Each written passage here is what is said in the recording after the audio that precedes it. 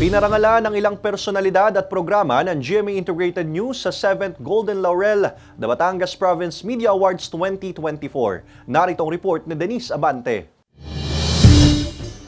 Pamamahayag ng tapat at totoo, pagkilala sa mga natatanging mamamahayag na namayagpag sa serbisyo at pagbibigay ng impormasyong makapagbibigay inspirasyon at aksyon. Yan ang pangunahing layo ng isinagawang 7th Golden Laurel, the Batangas Province Media Awards ngayong araw sa isang universidad sa lungsod. The Golden Laurel is a yearly recognition for all those that have provided inspiration to our LPU community for the province of Batangas. Journalism over the years siguro has seemed to maybe decrease, no? But I think journalism is the #1 profession and the most important one today, especially with the advent of fake news, for also all the geopolitical problems that we're having. Wagi ang ilang programa at personalidad ng GMA Integrated News. Itinanghal na Best News Program ang 24 Oras. Mga kapuso, nais po naming magpasalamat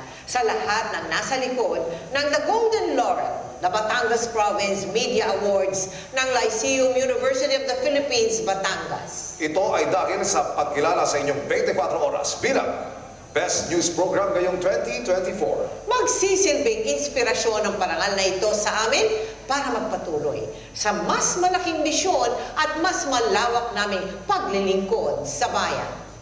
Male News Anchor of the Year si Ivan Mayrina ng 24 Oras Weekend. The Batangas Province Media Awards ng Lyceum of the Philippines, University Batangas.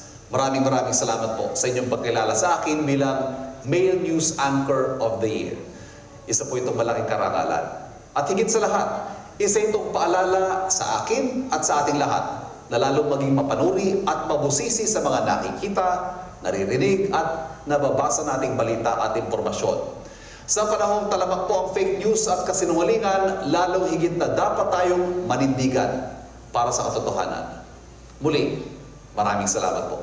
Best Documentary Show naman ang Atom Aralio Specials at Best Infotainment Show ang Kapuso Mo, Jessica Soho. At Best Entertainment Show naman ang It's Showtime. Binigyang pagkilala rin ang iba pang local media at influencers na ibinoto ng nasa mahigit 10,000 mag-aaral ng universidad. It is very important that journalism remains of utmost integrity because it is a service to our kababayans, the Filipinos, that accurate information is shared to all. Kasama si J. Armonhares, Denise Abante, Balitang Southern Tagalog.